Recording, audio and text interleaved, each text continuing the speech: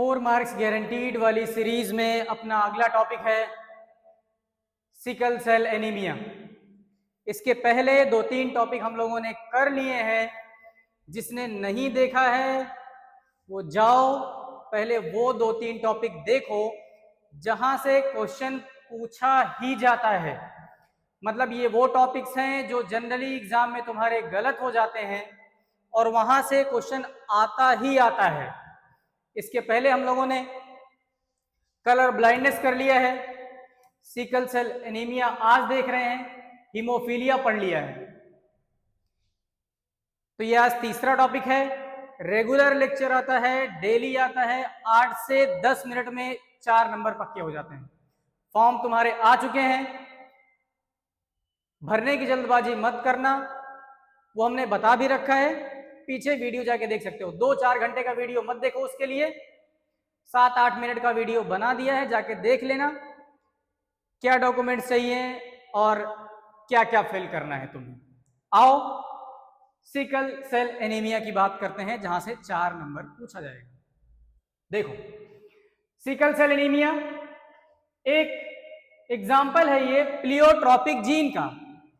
Pleiotropic gene का example है। Pleiotropy मतलब होता है वो जीन जो एक से ज्यादा फिनोटिपिक इफेक्ट शो करता है।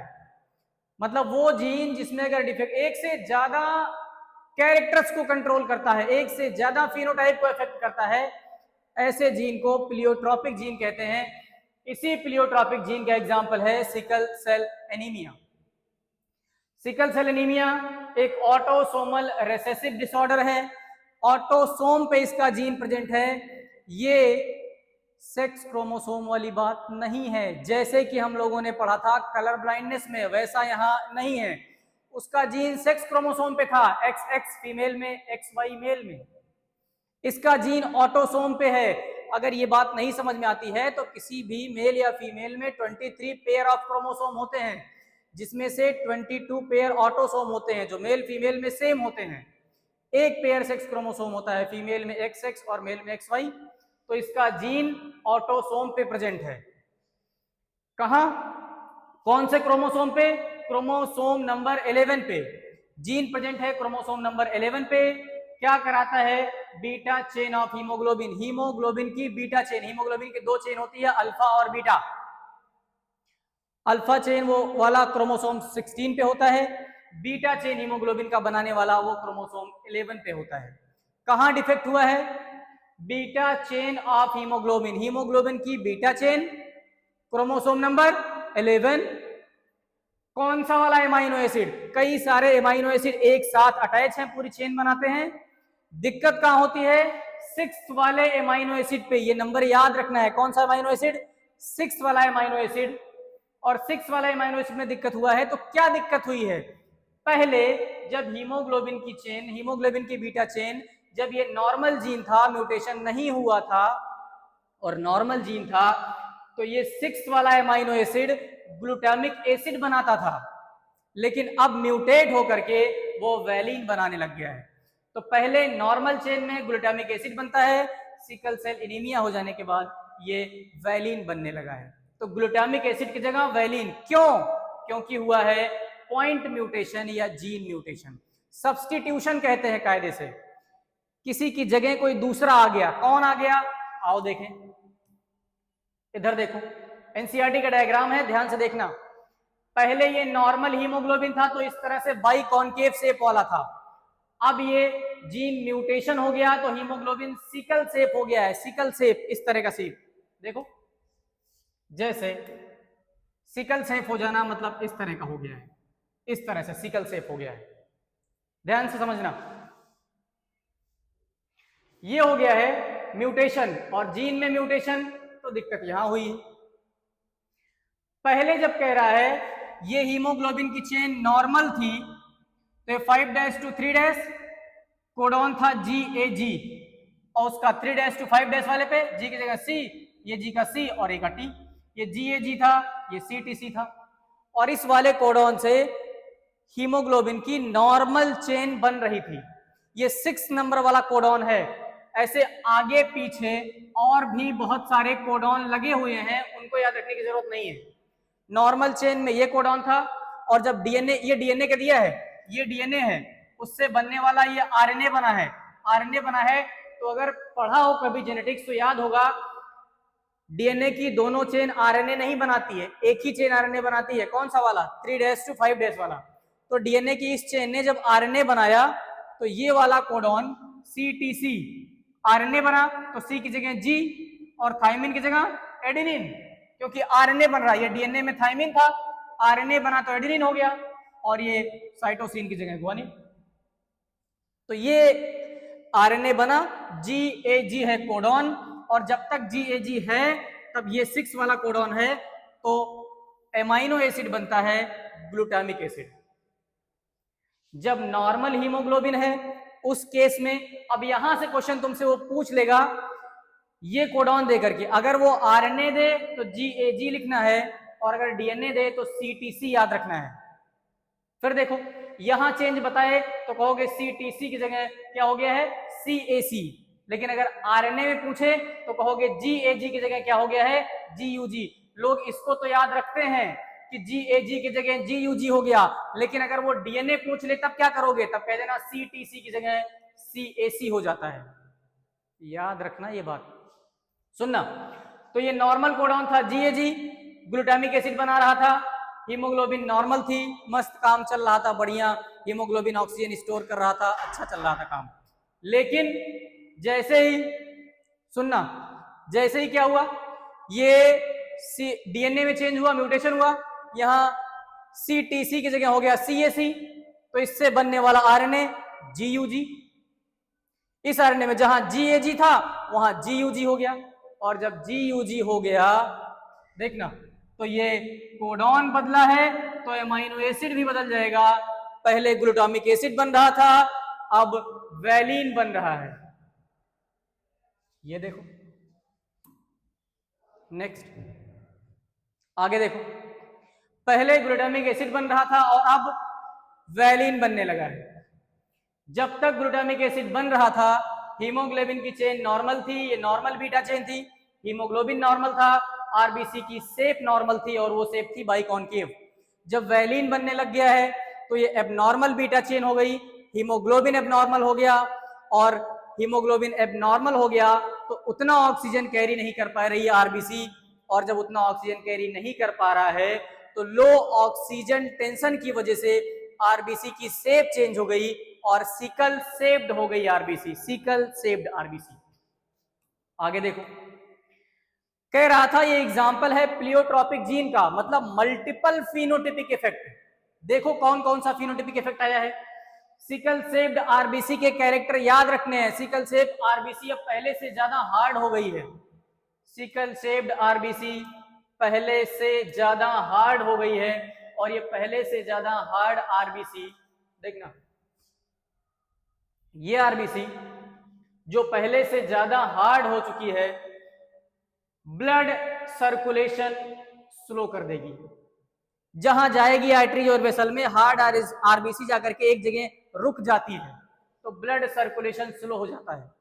और अगर ब्लड सर्कुलेशन इधर से स्लो हो गया, इधर देखना, तो ऑर्गन डिसफंक्शनिंग हो जाएगा, ऑर्गन्स को प्रॉपर ब्लड नहीं मिलेगा, ऑक्सीजन की कमी हो जाएगी, ऑर्गन डिसफंक्शन हो जाएंगे, काम करना बंद करने लगेंगे धीरे धीरे। एक चीज और हुआ है सिकल शेप होने की वजह से, आरबीसी की लाइफ स्पैन पहले 120 डेज की होती थी, अब ये 80 to 100 डेज की होने लगी है। और ऐसी आरबीसी जब लाइफ स्पैन कम हो जाएगा तो इसकी डेथ इंक्रीज हो जाएगी, और आरबीसी की डेथ जल्दी जल्दी होगी, एनीमिया हो जाएगा, जॉइंडिस हो जाएगा। एक जीन में दिक्कत हुआ, मल्टीपल फिनोटिपिक इफेक्ट, इसी को प्लियोट्रॉपी कहते हैं। जब इसका जीनोटाइप बनाओगे, ध्यान से देखना, क्योंकि जीन ऑटोसोम पे है, और अगर ऑटोसोम पे है तो मेल फीमेल में जीनोटाइप एक जैसा होगा। तो जब HbA लिखेंगे हीमोग्लोबिन, HbA तो ये नॉर्मल है, एक HbA और HbS है तो ये नॉर्मल तो है लेकिन कैरियर है। पिछले वाले में बताया था लेक्चर में, कलर ब्लाइंडनेस में, हीमोफीलिया में, कि जब तक वो लिख के ना दे तब तक हम कैरियर को नॉर्मल मानेंगे। वैसे कैरियर नॉर्मल ही है, अगर उसको अलग से पूछना होगा तो कैरियर लिख के पूछेगा, तो ये नॉर्मल बट कैरियर, क्योंकि एक जीन कैरी कर रहा है। कौन सा? सिकल सेल एनीमिया का एक जीन तो कैरी कर रहा है ना। और डिजीज कैसी है? ऑटोसोमल रेसेसिव, और रेसेसिव है तो अपने आप को हेट्रोजाइगस कंडीशन में एक्सप्रेस नहीं कर पाएगा, होमोजाइगस में एक्सप्रेस होगा। ये भी सिकल सेल्ड एलील, ये भी सिकल सेल्ड एलील, तो ये इंडिविजुअल हो जाएगा सिकल अफेक्टेड या सिकल सेल एनीमिया। और ऐसे इंडिविजुअल की डेथ हो जाती है एम्ब्रियोनिक चाइल्डहुड में ही, ऐसे इंडिविजुअल की डेथ हो जाएगी चाइल्डहुड में। आओ देखो आगे, देखो बात बस इसका स्क्रीनशॉट लेके रख लेना, काम आएगा। 4 नंबर फिक्स है। एक क्वेश्चन है, आओ करके देखते हैं। एक बात खाली समझ लेना, देखो फॉर्म आ चुका है, अगर अब भी नहीं पढ़ रहे हो तो फिर तुम्हारी गलती है कि अब फॉर्म भी है, अब नहीं पढ़ रहे हो तो फिर तो मजा नहीं आएगा। और एक बात तो याद ही रखो कि हार्ड वर्क का कोई अल्टरनेटिव नहीं है, वो कभी ना कभी तो तुम्हें करना ही पड़ेगा, चाहे आज कर लो चाहे 2, 4, 10 साल बाद कर लो। और अगर आज कर लेते हो तो एक दिन ऐसी जीत आएगी तुम्हारे हिस्से जब तुम भूल जाओगे अपनी हार के सारे किस्से। करो, आओ देखो, ये क्वेश्चन सॉल्व करके देखो। ये क्वेश्चन पढ़ो और आओ सॉल्व करके दिखाते हैं कि इस क्वेश्चन को कैसे सॉल्व किया जाता है। क्वेश्चन पढ़ो। In a cross between a male and female both are heterozygous for sickle cell anaemia. हमने बार बार बताया है, जो कहता जा रहा है वो बनाओ। क्रॉस मेल एंड फीमेल, ये देखो मेल फीमेल, क्या कह रहा है करने को? Heterozygous for sickle cell anaemia. Heterozygous, ये देखो HbA-HbS, हेट्रोजाइगस, HbA-HbS, हेट्रोजाइगस, तो ये बना लिया यहां तक। What percentage of progeny will be diseased, किसको किसको सिकल सेल एनीमिया होगा? प्रोजेनी पूछ रहा है, मेल फीमेल नहीं पूछा है खाली। अगर अलग से पूछता कि मेल कितने परसेंट, फीमेल कितने परसेंट, तब सिर्फ मेल या सिर्फ फीमेल बताते जो पूछ रहा होता। यहां प्रोजेनी पूछ रहा है, मेल फीमेल दोनों बताओ, सन डॉटर दोनों बनाओ। इधर देखो, इधर देखना, यहां से ये, यहां से ये, हम चेकर बोर्ड नहीं बना रहे हैं, बस इतना बना के बता रहे हैं।